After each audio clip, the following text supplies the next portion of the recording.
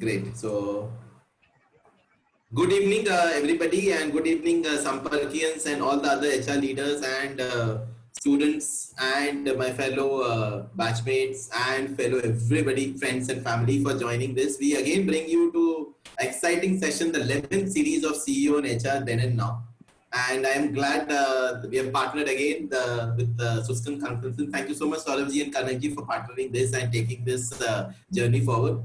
As we promise you that we will bring you a delight, encouragement, and a motivation from somebody who you always aspire, and getting this opportunity to meet the business leaders directly. It's a very important time. And thank you so much, all of you, for logging in and on the YouTube and FB Live for taking this exciting journey forward.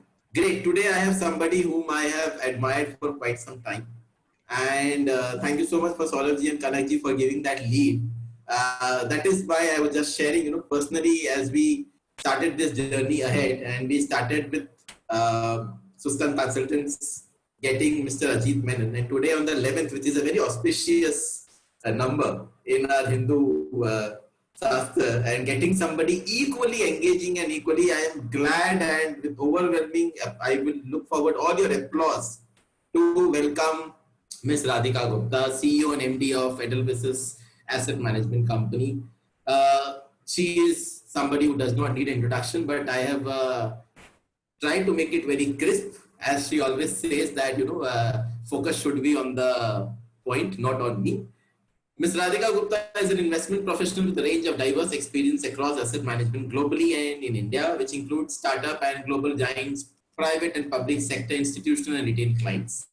She started her career with McKinsey, later switched to Wall Street, joining AQR Capital, pioneers in hedge funds. Then she moved to India in 2009 to start her own venture, Forefront Capital Management, the first registered hedge fund in India, which was acquired by Edelweise Financial Services Limited in 2014.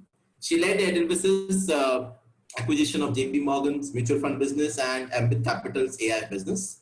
Become the CEO of Edelweise's Asset Management in 2017. Since then, her efforts are concentrated in helping building brand Edelweise's AMCs into fast-growing, differentiated, innovative asset manager.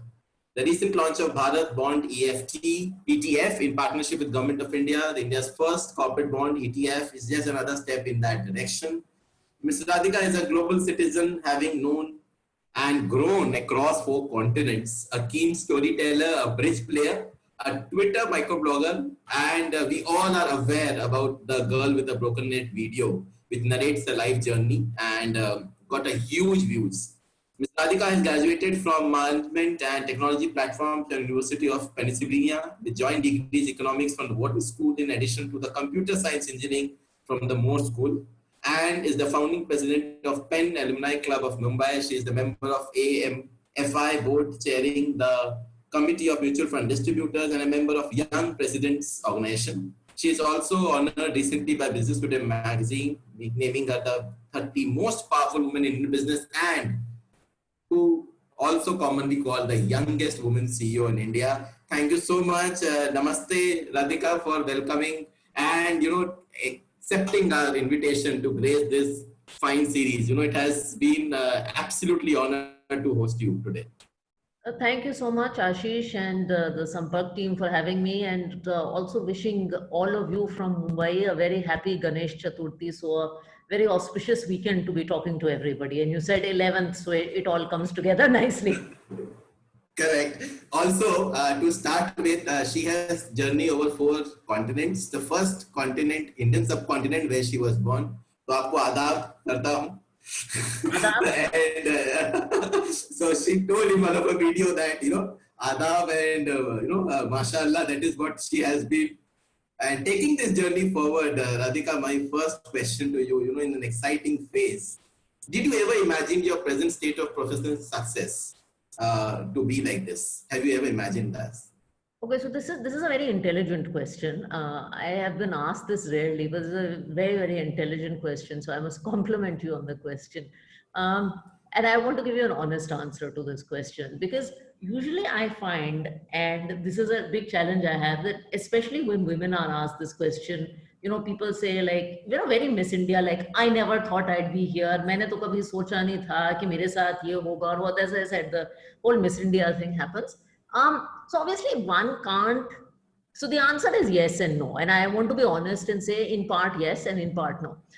The yes part is I have always been very ambitious. Unfortunately, I think in the country that we live in, and generally women are not told that it is okay to say I am ambitious. I can give you some examples of that, but frankly we are not told to be very ambitious. I have always been very, very aspirational for myself. I think since I was 4 or 5 years old. So I've always wanted the best for myself. I mean, I am the kind of kid who in 7th grade, if I was like second in class, I would get upset and cry about it. So I have always been aspirational for myself. What I didn't imagine how though is that I'd be sitting in India, because I spent most of my life abroad, and most foreign service kids like them, I ended up studying abroad, going to college abroad. So if you asked me at 35, would I be sitting in India, being a CEO of a firm and roaming around in Bihar and roaming around in Surat wearing a sari and giving speeches to distributors? No, that I didn't imagine. So that shape of life I didn't imagine. I imagined that I'd be doing something meaningful in life, but not in this format. Great. Thank you so much for that candid. That gives the first point for us is that if you plan your career well in advance and well ahead, the success will definitely knock your doors. So that is the first learning. We'll also, each sentence where whatever Radhika says will have a learning between the lines, top of the line, bottom line. We'll try to unearth that and bring to you all so that it's more simpler for you to understand. Leading question to this, Radhika, that since you have planned this journey, what are the success factors? It's very important that everybody is so individualistic, everybody is so unique. For you, what are your success factors? So I have never really sat down to reflect on it, and I always find the reflections a little strange because I also realize I'm quite young in my journey so far. So I'm fairly young in my journey, but so someone was asking me a few days ago that, I mean, there are things everyone likes about themselves. There are things everyone doesn't like about themselves. And we always talk about the things one doesn't like about oneself. So someone asked me, what are the 2, 3 things you like about yourself? And since I did that, maybe I'll use that to answer your question. So I think the one thing that has worked for me is that I move ahead very quickly. I am very agile. And this in a lot of sort of the surveys they do at your workplace and all those, important HR psychographics that all of you do, the agility shows up a lot. I think the agility comes from the fact that my father was a diplomat, so we moved country to country. I mean, I remember as a child, every time we were moving from one country to another, us as kids at the airport, when we were leaving Nigeria, we would start crying and we would say, Papa, our school is going, our house is going, our friends are going. And he would never get emotional about it. And he would always say, forget the old school, the old house, the old car, and think forward. Naye daur ke bare mein socho. And I think that is something that we learned. So even career-wise, I have tried to do that. I've tried to be very agile and very quick. I try not to hold on to the past. And I think in today's day and age of careers, where the world is changing so fast, I think it is very, very important that you are agile, quick, constantly on the move. That doesn't mean you change organizations every 2, 3 years. I mean, that is an absolute problem. In fact, I haven't changed jobs a lot, but I try to change myself a lot. And I think that is probably the biggest thing that's worked for me. Because one of the good things I like about, one of the few good things I like about my CV is that I've done a lot of different stuff. So I've done government, I've done private sector, I've done startup, I've done big company, I've done India, I've done global. And I think it is, we talk in the HR and corporate world about collecting years of experience, but you have to collect quality of experience. And I think that's very important. Thank you so much. I think, that also brings to a point that when you say, a lot of uniqueness in the CV, it also comes with a risk, a new risk, coming back, since you have moved from continents to continents, countries to countries, every time we step up, the young generation now, if they change, they are worried about their, most of the people who are, they are part of the family of diplomats. They must also have this kind of notion. When they move, their career planning takes a hit. So whenever you moved, were you worried about your career planning, thinking that this will take a step back and you have to start afresh, or do you feel that is an added advantage when you move?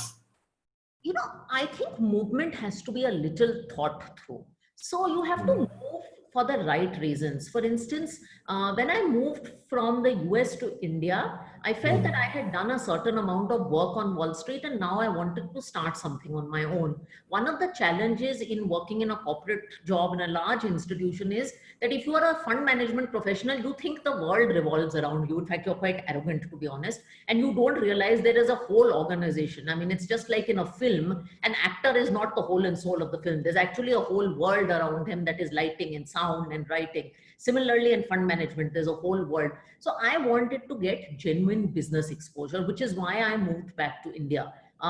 When we did the move from Forefront to Edelweise, we wanted to work for a larger company. We felt that there would be a limitation to how much Forefront would grow independently. So I think it's very important to move for the right reasons. You have to get something out. You should be growing with the move. You can't be degrowing. One of the things I often see, and I'm probably sounding old as I say this, with the young generation is there is a desire to move now every 6 to 12 months. It is like every 6 months, I'm unhappy with my job. You have to be more resilient than that, guys. I mean, the head of Goldman Sachs India once told me that building a career in any organization and a successful career almost requires that you will go through constant stretches of hell. So that is not going to change. And if you think that by jumping from Edelweiss to X to Y to Z every year, you're going to grow, I don't think so. So I think moves should be very thoughtful and for the right reason. And that right reason is not, I don't like my boss. That right reason is not that I'm going to get a 20% increment. Oh, thank you so much. I think the top line I could get out in, since most of the audience is HR, so they will love to now after our series, they will like to follow you on LinkedIn and Edelweise's AMC, because if we have such a CEO who is so career centric and planning her career so well, it can transpire to the other employees. So you will see more job applications to Edelweise's AMC after this question. So moving this forward, you mentioned about Forefront to Edelweise's and life of an MD or a life of an entrepreneur, which is good, bad. And what do you advise the new age generation who are after COVID? Most of them are planning to become entrepreneurs, because you are one who has come back from entrepreneurship to corporate world. So how does that move was planned, or what do you think? What are the lives different of an entrepreneur and me? So I think, there is a lot of debate that working in the corporate sector different from an entrepreneur. I don't think entrepreneurship is a state of employment. I think entrepreneurship is a state of mind.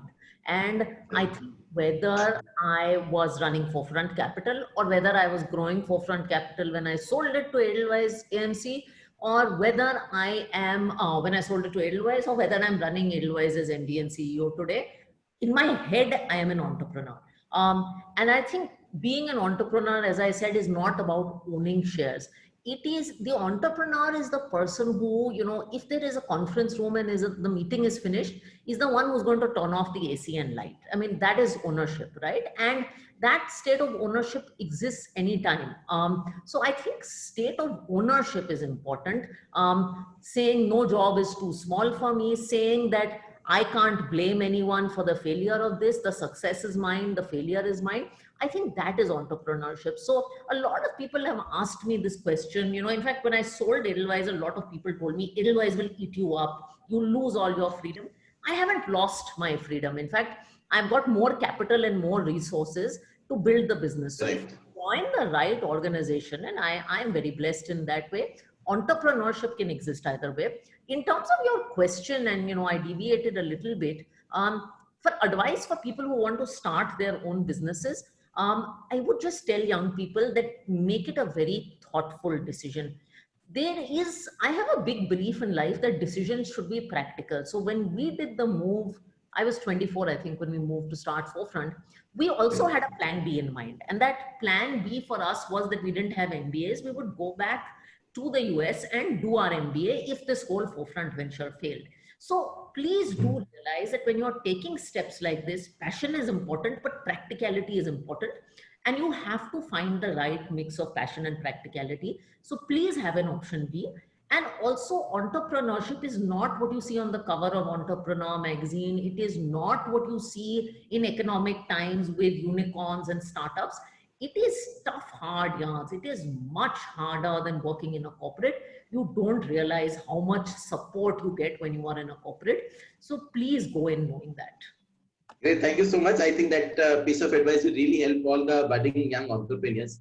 You mentioned in one of your videos your struggle for 20 crores, your conversion to 200 crores, leading the company of 20,000 crores, and your dream to lead and make it a 2 lakh crore business. So my question is, what are the challenges which wakes you at night? Though I believe nobody will be awake, but as a proverb, as a phrase I'm using, what are the challenges which wakes you at night as an MD? There are many, and 2020 has not been short of challenges. Okay. This year, I mean, quite frankly, it's quite appropriate that we are doing an HR forum. But I think this year HR has been the toughest challenge. And I must tell you, I have one of the finest HR professionals as my partner in this game. But I think in work from home, trying to keep people motivated and connected is the single toughest challenge. And I always keep telling my HR guy, Manoj, that Manoj, if we can carry our team through this crisis, then in a good time, so I mean, we'll take on the world. So I think that is the single biggest challenge. And it is not just about compensation. Obviously, you know, this is not a year, and financial services is a very compensation driven industry, but you know, this is not a year where bonuses will be great, appraisals will be great, etc., etc. There may be people who lose jobs in some companies, all that will happen. But I think just keeping your people motivated is the single biggest thing that keeps you up at night.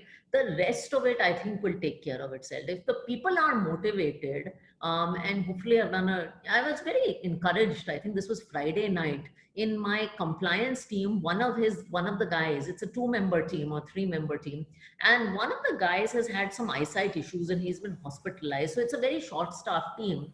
And they had to file some documents with the regulator. They said they would do it on Monday. And my head of compliance called me on Friday night saying, I just did it on Friday night. I said, Kyun kiya? It's Friday night. He said, I felt motivated. And I think that kind of stuff gives me great joy. I told my HR guy, I said, this is giving me great joy that we can keep people motivated to work hard and build the business in a time like this. Your answer will again pile up some more CVs in the pipeline for them to be hired. That's what I can say. You know, also very importantly, as we say in terms, as you told about this time, there's always something associated with your birthdays in September. I hope when we move into this September, there will be new good things which we would have seen, on contrary to what you had mentioned in some of your videos about the birthdays which happens in September. So keeping those fingers crossed, you are a fab player of bridge, and that has also given you a job in one of the organizations after your 45 minutes of discussion with Deanne in terms about bridge. How do you see, have you ever imagined bridge as a game as in management? Have you use management techniques in bridge or use bridge techniques in management? Actually, bridge is a great game for the game of life, actually, and for the game of business and money management. I mean, the finest life lesson that you can learn from bridge, and I guess it's good you brought it up, is that bridge is one of the few card games which is not dependent on the cards you get. Because when you play a bridge tournament, when you play tournament level bridge, there are like some 20 tables and people play in pairs of 4s. And what you keep doing is partner keep changing tables. So by the end of a bridge tournament, every couple has played all the set of cards. Right. Which means that everybody's played the same set of cards. So your cards don't make a difference. It's how you play the cards that make a difference. And I think that is philosophically very true with life. It's not about the cards you're dealt. It's about how you play those cards. And I think that's true with money management. I think that's true with investing. I also think that's true with general management. I think the second thing that bridge teaches you about life and finance is that communication and teamwork is very important. And the best set of cards will go haywire if you don't. Bridge is a game of communication with your partner while others are listening. I mean, and that is our life today. I think communication is so important in business and also in money management, by the way. So I think these are the two things that bridge teaches you that are very, very core to life. Thank you so much. I think that would be very, more of the people will get encouraged and look at a positive aspect of it. By the way, taking just a seconds of break today, while I was discussing with my mother, and I told, I've invited Radhika. She is not aware about anything. She is a simple housewife. I told her what you do. She told, अभी देश सही जगह पे जा रहा है कि home minister कोई मनी मैनेजमेंट दिया है. Nobody can be better money management than a lady. So you're taking this compliment forward. Finance, why finance, Radhika? Why finance as a subject to you? So, not a planned decision. I don't come from, and I don't think many of us choose our careers. I mean, Correct. basis, I don't think we were born to do finance. I don't think you're born to say, oh, I am going to be a financial services professional when you're a kid, especially for someone like me and many people, because my parents have never worked in corporate India. Forget finance. When I joined, I'm probably the first person in the family to work in a corporate job, right? My generation, because my father was in government. At his time, joining the IAS was the biggest thing you could do. My mother is a teacher. And so finance, forget, corporate India is something new. I actually started in management consulting and I went to Wharton. So Wharton has a very finance vibe around it. So everybody, talks finance. And I got into finance by chance. I liked the industry. I have liked the industry. I think one of the things I have loved about this industry is that you are constantly learning. So my boss in the US, Cliff Asness, used to say that the great thing about finance is either you make money every day, which nobody does, or you have something new to learn. And I think this profession teaches you something or the other. I mean, either you have good years in the markets where the markets are growing and you're making money, or you have bad years like 2020 and 2008 where you learn so much. So it's a very enriching profession. Thank you so much. I taking this inspiration very important because most of the finance, I come from a staunch Marwadi family where everybody is in and around finance. And when I approached my father and I told don't want to do anything in finance, I want to either do hotel management or I want to do astrology. He told, you spoil your career by doing, don't spoil others if you do astrology. So important in terms of career planning, why I asked this question, a leading question. Most of the people, even either they are young or they are mid-level or senior level, everybody falls, perplexed into two zones. One is mind and heart. Passion को follow करें या जो सामने दिख रहा है मूला something which is more secure उसको फॉलो करें. What is your advice? It's a very tricky decision. I have come across so many employees in my organization, in my previous 10 years of organization. इस पे लोग फंस जाते हैं और बहुत जनों का करियर भी gets jeopardized. What is your advice? I think this is a very interesting question, and there's a strange analogy I'm thinking about it. Some people find their passion very early in life, and they choose to pursue it as a profession. It's almost like love marriage. I mean, you find a partner you like, and you get married to them, and it happens. But many people go, I would say, the arranged marriage route, where you get into a career and you learn to love it. I mean, I wouldn't say I joined financial services loving financial services. I didn't know anything about it, right? But gradually over time, you fall in love with the profession. And I think just like love and arranged marriage have both succeeded, if you choose to make them succeed, I think it applies in the same way to careers. I also think you don't need to have all the answers in your early 20s. What happens is over time, as you experience a job, you realize कि आपको क्या अच्छा लगता है, आपको क्या नहीं अच्छा लगता. Correct. In my case, I started my career in fund management, but somewhere in the middle, I realized that sitting at a screen all day and just researching is probably not me. So when the opportunity at Forefront came, I also took on a marketing role and a sales role and a compliance role and a business role, and then I realized that managing people and doing a more diversified general management profile, so to say, worked better for me. I discovered that over time, and I've fallen in love with that over time. But I don't think you will get the choices and answers on day one. You take what you get and then you make the best of it. Thank you so much. I think this analogy will, though push me by Saurabh ji for getting married now since being a bachelor, but I'll accept that answer.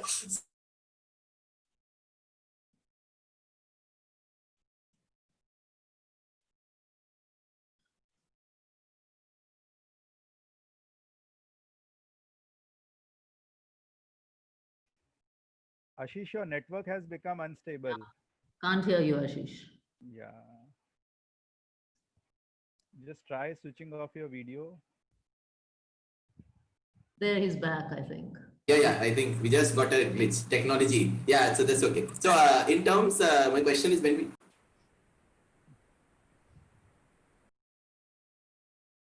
Ashish can't hear you. Yeah, you need to unmute Ashish. we had a glitch. I think that has been sorted out. My next question is, Radhika, to you is that, when we talk about career planning, we also talk about leadership. Leadership in India is very important because that influences a lot of people, lives of people, their family members, and the organization as a whole. What is your take about leadership? What is your definition, coming from such esteemed institutes and all? How do you define leadership? So one, I don't think you learn. Leadership is one of the things that I think no institution can teach you. And I've had the privilege of attending some of the best in the world. I think leadership is Correct. on the job because until you manage, I mean, I remember, I incidentally took multiple classes in management. I also took a class in HR at Wharton. And I kind of just coasted through the classes and the case studies. And I think it was very, very theoretical. And I was just telling my husband, God, I would love to go back and do those classes again, having the experience I've had, because I think leadership is learned on the job. Quite frankly, I am still learning it because I've been a CEO for about 3.5 years. And this is probably the first crisis that I'm managing. I always say that the opportunity to lead a team has been a gift. Because you have the ability to shape people's lives, you have the ability to shape people's careers, and ultimately this whole team, I mean, if I look at the Edelweise asset management team, they are living, some kind of dream, and I have the opportunity to lead it, to be the face of it. So I think that's what it is. It is also a crown of thorns. So I think there's one day a month where I just want to shoot somebody, including myself, and I get very upset. There are tricky relationships. I mean, the biggest learning for me, though, is leadership should be done with honesty. I think the old school model, and I've debated with my father on this, is that the old school model of the CEO sitting in the cabin and being very formal and not sharing their problems and being very unapproachable. I don't subscribe to that model of leadership. I subscribe to a much more open model where you spend 15-20 minutes a day laughing with your colleagues on the floor. You share the burden of your problems with your colleagues, and you are vulnerable and honest to people, because a CEO is just a role you're playing, right? We're all people. I mean, we're all people who have good days, bad days, frustrations, family problems, challenges with bosses. We have all of that. And so I think you should lead with heart and normalcy. Thank you so much. I think that's really motivational, inspirational. With leadership, we move to the next segment is HR, and something which is very close to you. And we as HR professionals, a lot of HR professionals are viewing this. What is your, HR journey from transactional has moved to transformational, and now it is going, even digitalization also after this COVID. What is your expectation out of an HR? How do you see HR as a key role, key influential differentiator in the organization?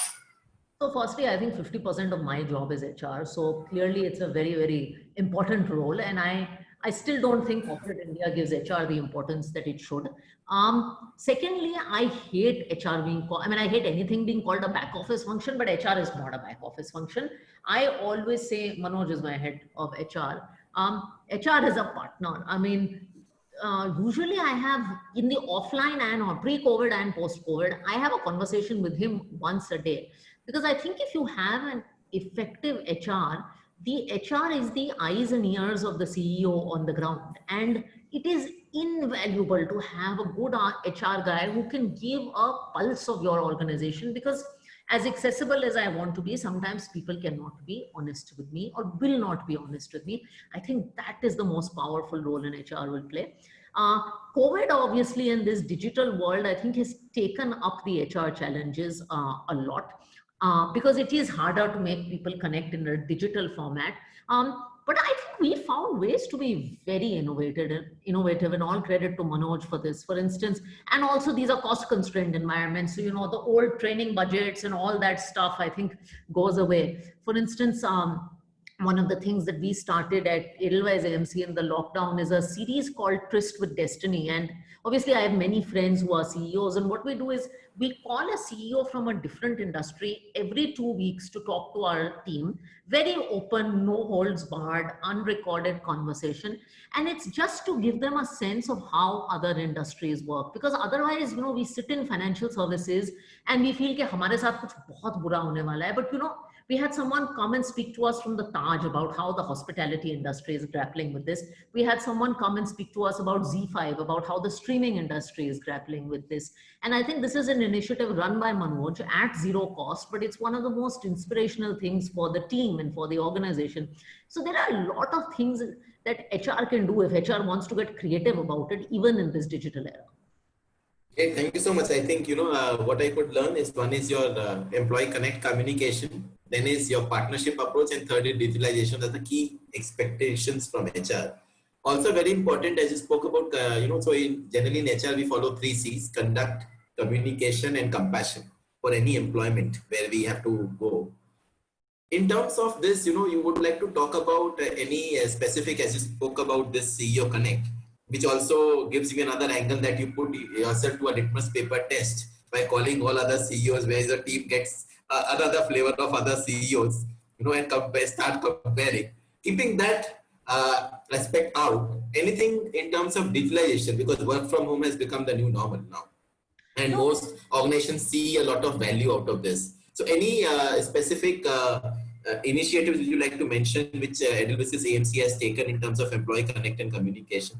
God, we're doing so much stuff. I mean, I feel our employees are far more connected now than they were in the physical era, because I mean, we are all in MS Teams right now. And the amount of connect that we're doing, whether it's employees connecting with me on small events, we are doing all our town halls, we are doing our celebrations digitally. In fact, one of the beautiful things about doing digital celebrations is you're also able to integrate the employee's family into the organization, which is something that we've not been able to do before. So, and the last thing is that I think for us, the whole work from home has also prompted us to think whether we want to do permanent work from home for some of our people as an optional model. So those are also some of the debates that we are having.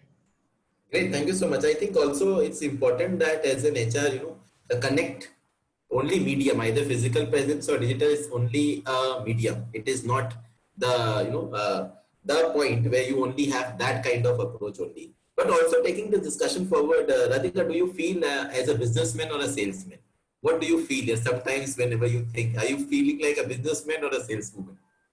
Yeah, I am the head of a business, but every head of business is constantly selling. I mean, there's that, I think, famous sales quote, always be closing. I think as a CEO, you are actually the face of the brand. So I don't like the word businessman or salesman. I like the word that I learned from my father, which is ambassador. You're an ambassador of the brand. You live the brand, you market the brand. And whether that means taking care of your customers or whether that means taking care of your employees, you are ultimately an ambassador of the brand. I once asked, because my father's title for many years was Ambassador of India.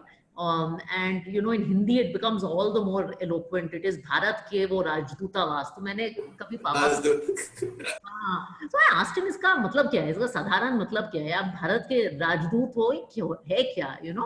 And he says, I market India for a living. I represent India for a living. You mentioned this point about conduct. And when I grew up with my father, I think conduct was one of those things that it's so important to him today. Because he said, and he never wore jeans throughout his working career. Even when he went on holiday with us, he was always a little formally dressed. And he said, wherever I go, I'm representing India. And if I look shabby, then people will say, "Arey yaar, all Indians are shabby." So I think conduct is very, very, very important. So I think I saw him live his career with a lot of class and dignity. And so I think ambassador of the brand more than salesman or businessman. Love this analogy. I think personally, this is something which I will inculcate from today. And whenever I, get it forward, I will personally influence people to use this word, because I think this is a new term which people should start adopting and inculcating. This COVID situation, while some organizations have taken a surge, some organizations have taken a down, some industries have taken a hit, some industries have grew. As a CEO of a company, this particular and something which is all related to finance. Do you feel this situation has given you an opportunity in any time, or do you feel no, we have to come out of it and move forward? Do you feel like that? So I only look at the situation positively, personally and professionally. I think it is I am an eternal optimist. I mean, I grew up with parents who are eternal optimists, so I'm an eternal optimist. So I look at everything positively if I can. And look, I used to travel 3 days a week to go around and meet customers and employees in different branches. I have been sitting at home for 6 months, which I have never, I mean, I never took more than 2 weeks off for my wedding. I've never sat at home. And I have probably connected to more than 1 lakh people in the last few months. So this situation has taught me and taught our firm and taught many of us how to do business digitally.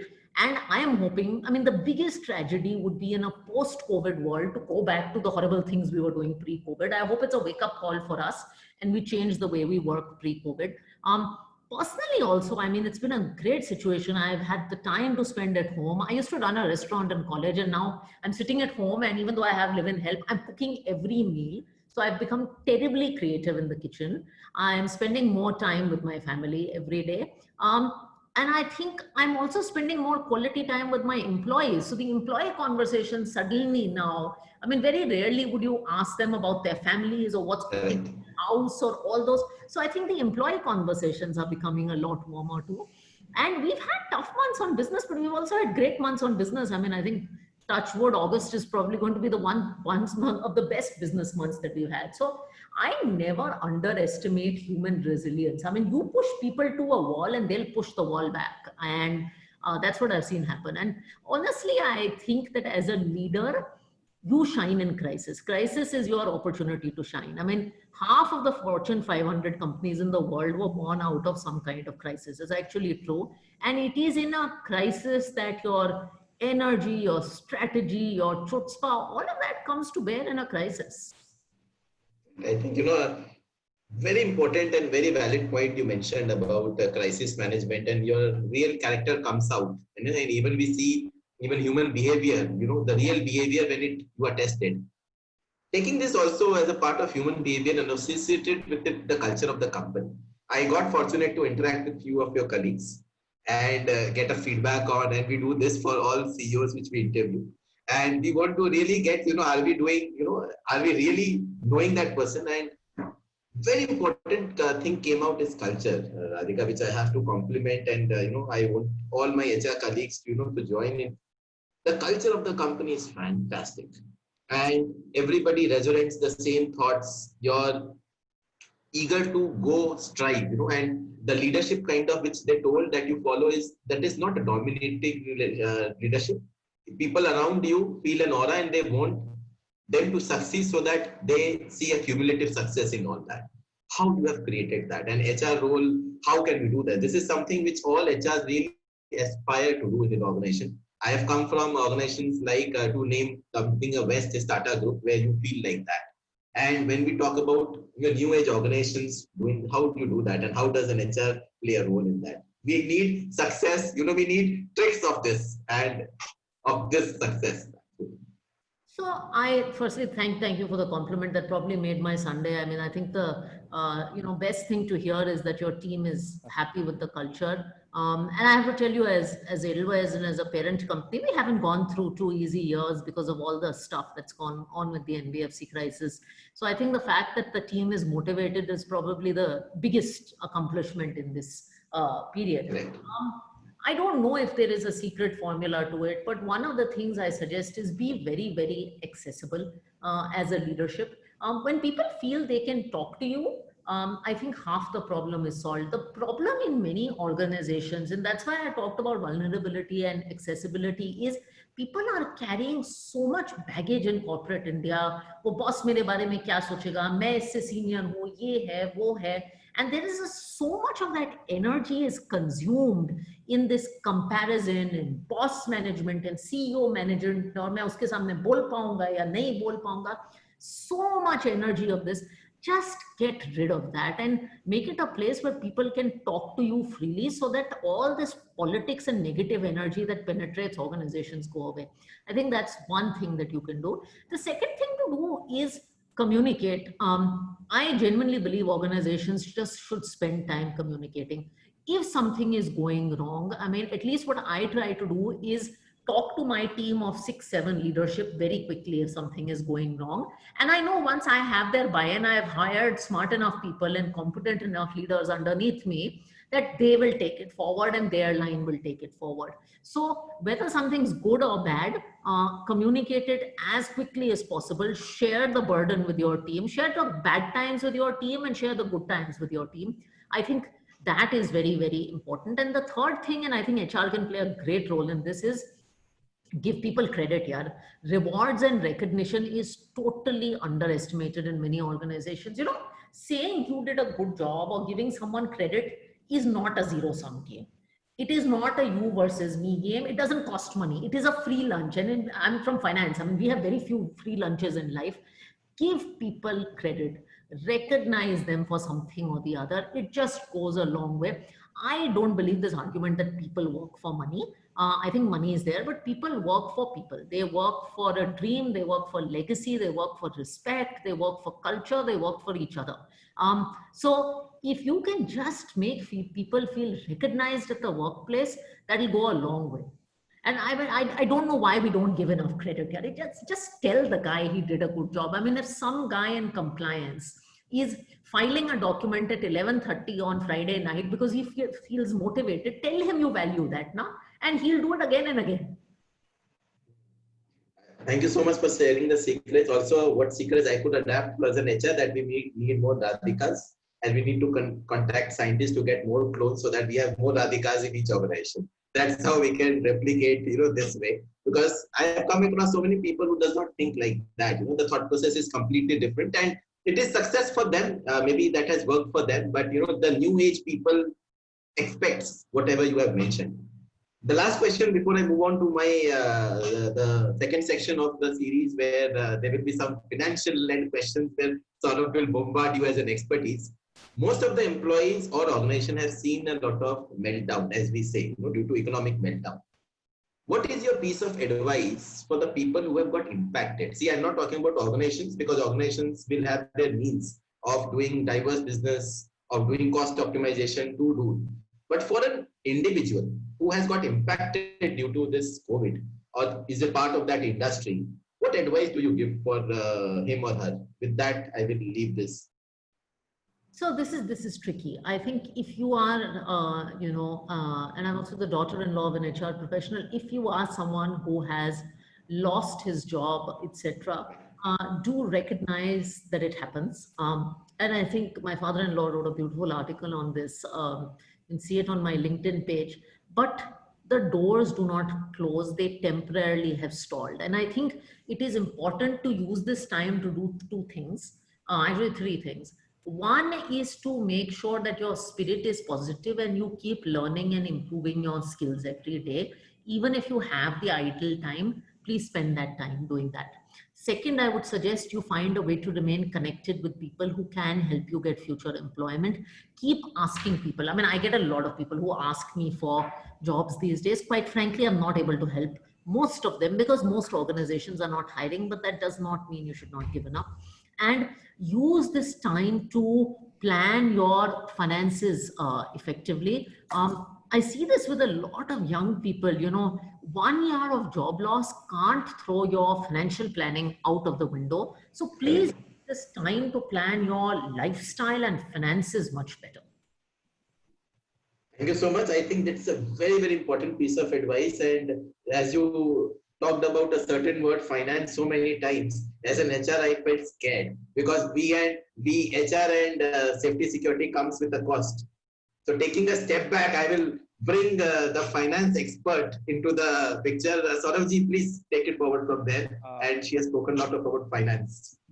Thank you, Ashish. It was really, really very encouraging. We have heard Radhika a lot of times talking about the industry specific, be it mutual funds, fund performance, and how. So first time, I've got an opportunity to hear her something on the leadership part, which has really been very inspiring and very encouraging.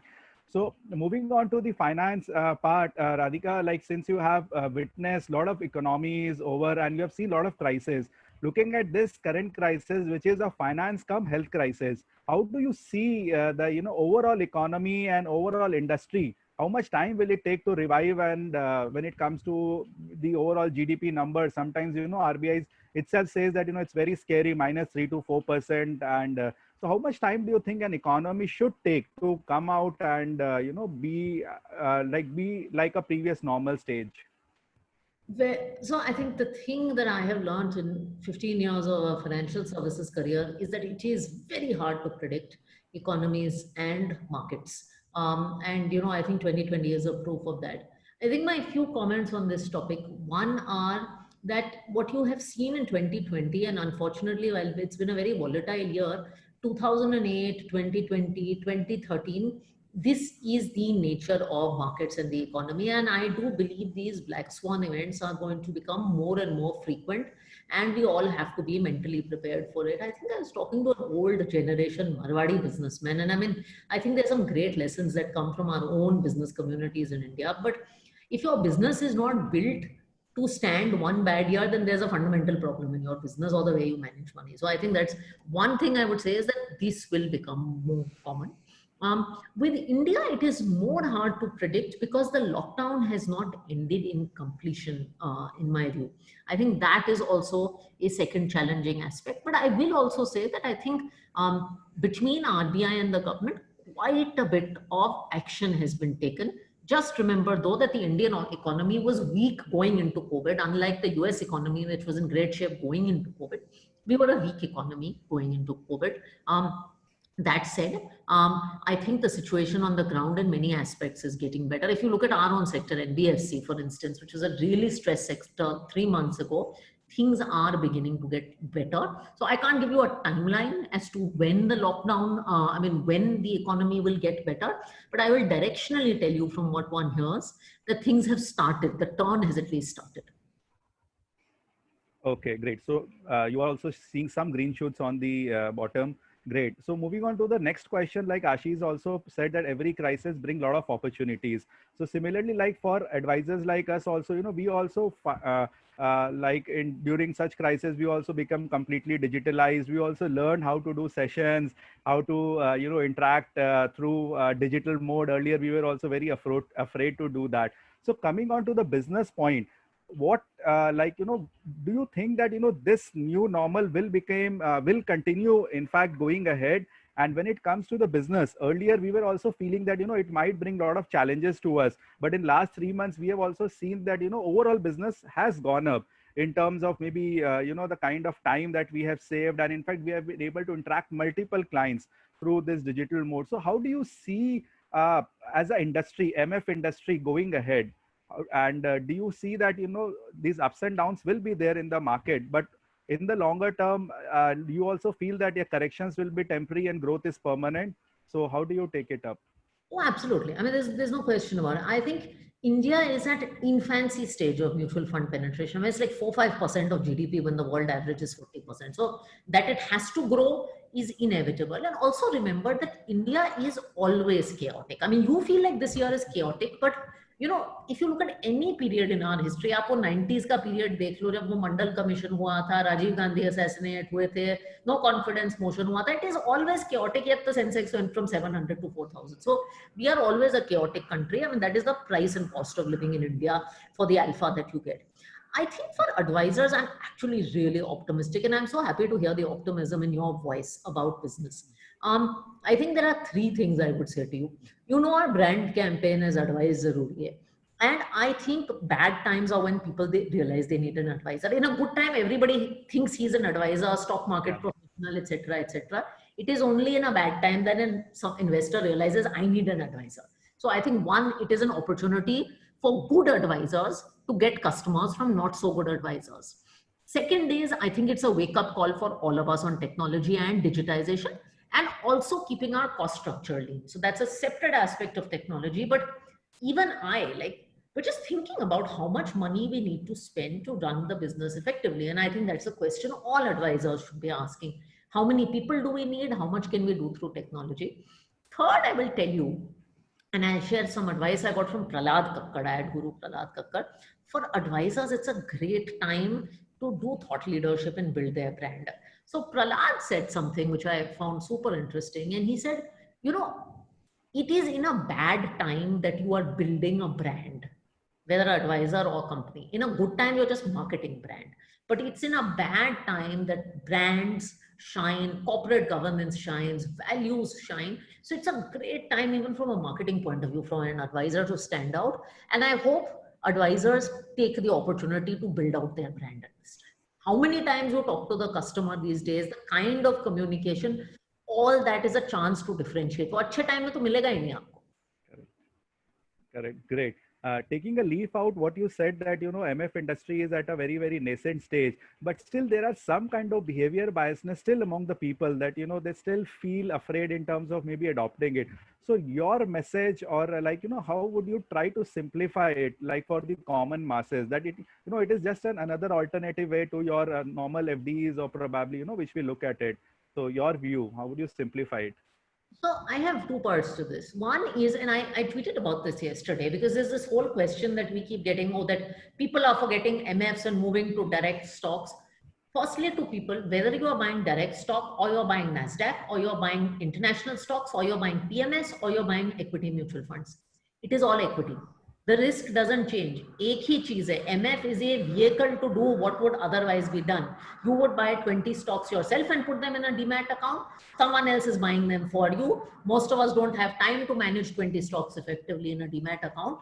I certainly don't. So a professional is doing it for you. So don't overthink it so much. There's a lot of angry narrative around that. Secondly, on MFs, I would say MF is a tool, और हर बंदे के लिए एक अलग तरीके का खाना है. अब अगर आप बहुत, if you are a very conservative investor, there is an MF alternative for you. If you are a very aggressive investor, there is an MF alternative for you. It is like an aloo. You have to use it to make the sabzi that works for you. True. Perfect. So last, touching on the financial planning, it is so very evident for each and every person, but still, we feel people like, running away from it. Like a lot of time we say that, no, we don't want to go for a plan. It's just that, this is the amount which we want to save and which we want to invest. Or ऐसा एक पकड़ के planning कराना पड़ता है, just get your planning done. We are not charging you anything. So your view, your take, your message to all the people at this point of time that, the relevance of financial planning in their life and what discipline it can bring it to them in terms of their managing their finances and, managing, I would say, their goal. From their child education to their retirement, how do you see financial planning? So great question. We started this session with the whole thing about career planning. And I think just as careers need to be planned, money needs to be planned, because if you want to get anywhere in your career, you better start doing some planning and thinking. I think the same thing is true in money.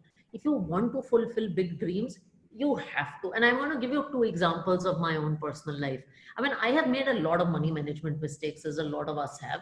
But the one thing me and my husband did, and we come from very middle class families, is that when we started earning, we started saving very early. I think I started earning at 21. Both of us started saving very early. That enabled us to start a business at 24. So financial planning is very intricately linked to how you think about careers. And that is very, very important. Remember that. So financial planning is required to make dreams come true. Otherwise, at 24, you will not have the freedom to start a business, because तुम्हारे father-in-law से तुम पैसे लेने जाओगे तो तुम्हें वो लोग 10 advice देंगे कि बेटा नौकरी में रहो, etc. Secondly, the second thing is that, in tough periods, and there was a question that was asked before about how do you go through tough periods. You will only be able to go through tough periods like these years if you have financially planned well. My husband and I learned a lot of financial planning after 2008 crisis, and we are both in very high risk industries. He's also in financial services. We have not even looked at our portfolios in March. In fact, I had to make a fairly large payment for one of those kind of semi-luxury expenses. And this whole crisis happened, and I told Nalin, should I do it? And he said, we've planned well enough. Go ahead and do whatever you want. That can only happen. Your lifestyle will not be compromised in bad times because you financially planned well. Great. Perfect. I think that will motivate a lot of people, to plan their finances and to take financial planning something very, very seriously. We know in West, people take it very, very seriously, and they also involve their family. But still in India, when we do financial planning, only, the male member sits and he thinks, okay, I'll do for everybody. So I think like, a lot of now trends are changing. As an advisor, I also try to involve the entire family members. I tell, get your wife also along, so that, she also get aware of whatever you are doing, and things will be in a control, and gradually, that financial education will spread. So, and moving on to my last question, Radhika, a lot of youngsters are watching you at this point of time. A lot of students, we have connected to a lot of MBA graduates. Some of them have, not got their jobs, or maybe the job place, the joining date has been delayed. Some of them are still very worried what will happen to their placement. So what kind of message, do you want to share with them so that it motivates them, and it just gives them a ray of hope that yes, there are days and nights, and you just need to stick to your goals, and you need to stick to it. Yeah. You need to unmute. You need to unmute. Yeah. So what I'll say is very simple, and you will go through hell in your career. ये तो होने ही वाला है. You are going through it now. Okay, I started my career in 2005 when life was fabulous. I mean, it's the best time to graduate as a fresh graduate. I went through it in 2008. तो hell तो आपके career में आना है, जल्दी आ गया है, सीख लो, लेकिन आना तो था. So you have to learn to deal with this. That is what I would tell you. And you should be happier that you've gone through the hell when you're younger and there's less at stake. It's almost like you've learned to fight a battle on the training ground rather than in the battlefield. Because when we go and when we talk to a lot of MBA grads, they feel, sir, आपका तो सब हो गया अभी, all set, हमारा तो अभी placement ही नहीं है. And we are very, very afraid at this point of time. So I think this message, like very straightforward message, I think will help them, to take up the challenge at a very, very early level, and should motivate them. Many thanks, Radhika. It was lovely interacting with you. I got an opportunity first time to do that, and it was really my pleasure. So moving on to Ashish, I think last set, he has some idiot questions for you. So I think which everybody will, enjoy. Yeah. Yeah, so we rarely get an opportunity. Thank you so much, Sarji, for those insights here. So much of finance and so much of technical was spoken about. We as HRs, we really thought, what is happening? Let us go into and do something, icebreaker kind of thing. So the last section of this particular session is idiot, because we mentioned that to Radhika, because his questions hold do not much of a value. But जिनसे हम लोग बात कर रहे हैं, और especially now I will narrate and give a nomenclature to Radhika, is a powerhouse of motivation, which is absolutely so great for all HRs to follow. So Radhika, some questions तवज्जो चाहूँगा आपसे. So you can. So how do you self motivate? How do I self motivate? By writing. Okay. Can you elaborate more about your writing in terms of you have written books, anything which you have been planning? When I'm a fairly prolific writer on Twitter. I haven't written a book or anything, but literature is one of my loves. And I also love poetry and Urdu poetry. So a lot of people ask me about my tweets. My tweets are a result of having really bad days. So when I'm having a really horrible day and I can't express it too much because, I should not be screaming at people. That's not really appropriate. I write. And then I feel better. And then hopefully I think and I feel better. Great. What is your favorite food? I love food. I love most Italian food. So I can eat copious amounts of pizza. I can eat lots of malai kofta. I can eat lots of Mexican food. So this will go on. And I have a separate appetite for dessert that is not even discussed. Radhika, after this answer, honestly, trust me, Saurabh and we will resonate. This is the 11th time we are interviewing 11th topmost CEOs. Out of them, 8 people have told we love Italian. Either something wrong or right with the Italian thing. Grew up in Italy, so that's my reason. Right. So maybe we all start, becoming a connoisseur of food for Italian food, so we can become all CEO. Very important is who helps in a career, a good boss or a terrible boss? Ideally a good boss, but a terrible boss teaches you how not to be a terrible boss. Okay. That's a very, very smart answer. How do you see HR taking up the role of a CEO? Is he or she the right person to take up the role of a CEO? I think anyone can take up the role of a CEO. I think a CEO again is a state of mind. So you can be a sales guy and be a CEO. I mean, they're very business savvy HR. So I don't think there is a job description for a CEO. I think leadership is inherent. I mean, HR knows how to manage people. So I don't think anyone cannot not be a CEO. What are the tricks to succeed in an interview with Radhika? Be honest, be aspirational, and be brief. Okay, okay. The last one is That's very important. I get bored very easily, and I think I place a lot of emphasis with people on communication. So if you have not engaged me in the first 5 minutes, then it's a tough. yeah, tough thing. Great. We all know your hobby. So, what is your stress buster? We know your hobby. You like playing bridge and all, but what is your stress buster? Cooking. Okay, great. Do you since you talked about finance and we always associate finance with astrology, do you want to hire an astrologist in the company just to feel No, yeah, in fact, whenever people ask me these questions on predict the market, I keep saying I'm not an astrologer. astrologer? Nobody can predict anything. I mean, नहीं तो कोई COVID predict करके बता देता है यार life बहुत True. In terms, how is Radhika at workplace? You know, sometimes what do you dislike at a workplace, and how do you go by? So as you told, you write to express your day, how it has gone. But at a workplace, how is Radhika? How do you say Radhika at a workplace? What she likes, what she dislikes? I like passion and I hate poor conduct. I mean, going back to your point on conduct. So people not working hard, people being lazy, and people showing up late to meetings, like basic professional conduct, it drives me bananas. Okay, great. That's a very, very good thing which we will all, you know, it's a very important thing for all students also to, I mean, absolutely. People dressing up badly to work. I mean, I'm a diplomat's daughter. I come from the formal school of thought. So people just being shabby at work bothers me. Great. And the last question too is in terms, second last question, in fact, getting an opportunity, would you want to be an entrepreneur again?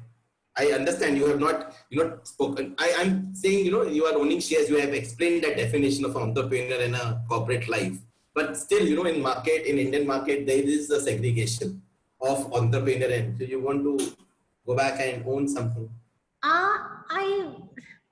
I don't mind, but I've done entrepreneurship. I'm doing the CEO role. अब इसके बाद कुछ करना है तो कुछ और अलग करना चाहिए. Maybe I wanted to get a question which is hidden. What is your aspiration next 5 years down the line? That is the reason I asked this question. Okay. So the aspiration is not entrepreneurship. The aspiration, maybe not 5 years, is maybe later to do something in government. Perhaps I come from that background. So maybe to do something in government or politics or something like that. Great. Last question, which is very important, and some audience has asked me, and I will ask that question. So the audience question: you have such a marvelous career and accolades from all institutions where you studied in one of the esteemed. When somebody with that kind of stature and grandeur comes down to India and take up the top role, people feel overwhelmed and feel scared also. At the point, how do you make people comfortable? You talk about 3 P's: people, passion, and performance, which came out of your this session. How do you make people comfortable? Very difficult, where people to make people. It's a beautiful question. I again will tell you something that my parents taught me. It's that when you move from one environment to another environment, to be comfortable in that environment and make people comfortable, respect your new environment. So if you move back, the best advice I got when I moved back from US to India is कि ये जो American लोग आते हैं ना बाहर से, ये इंडिया को देख के कहते हैं it's so dirty, it's so smelly, everything is so slow, यहाँ तो कुछ नहीं चलता, not realizing that to make it in India you need something which you haven't demonstrated. So just respect the people in the environment. That is the number one thing you can do. If you respect your new environment, you will make people comfortable, you will flourish in it. Last, any wish list in terms of HR policy, which it might be there, it might not be there. It's a very hypothetical question. A wish list of this policy should be there with all organizations going forward. Any single policy which you want to mention? Crashes in the building, yaar. Really. I mean, I'm a big promoter of more women at work. Just have crashes in the building, so that a working woman doesn't think even once about whether she needs to drop out because she's pregnant. Thank you so much, Radhika. I think that really shows your empathy also towards the all gender of employees. This session, just went away 1 hour, and I was just imagining कि 1 घंटा कैसे निकल गया. just starting from your birthplace, Subhanallah, to marvelous in US, and taking this two words to, thank you so much, Radhika. I think, the entire Sampark team, the entire industry today have got motivated, inspired, and, I'm short of words. The only thing which I can say, this series को चार चांद लग गए आपके presence से, और बहुत अच्छा लगा. I think, it's one thing where we as HR people have clearly learned a couple of things which I would like to narrate and sum up for all my audience. One is that focus on people. Anybody can become a CEO. Value your environment and conduct. And fourth, most importantly, is that respect people going forward. And with this, I will like to sum up. Thank you so much, Radhika, from the entire Sampark team. Thank you, Saurabh ji, for your valuable time and insights. Radhika, any thoughts which you like to sum up? How did you enjoy? We made it very short and crisp because we knew that you like it brief. So we want to narrate everything, want to get the entire gist out of it, Imana. No, thank you guys. I had a great time. Good Sunday evening. Lots of conversations, and you kept it a nice mix between my profession, which is finance, and my passion, which is talking to people. So thank you so much, Radhika. We wish you a great life and a healthy and safe. And we believe that you do so much good of the people that continues, and we all get benefited out of it. Thank you so much, Radhika, and a great week ahead. Thank you. Thank you so much. Thank you. Thank you, Saurabh. Thank you all participants. And thank you, everybody. Thank you. A lot. Thank you. Yeah.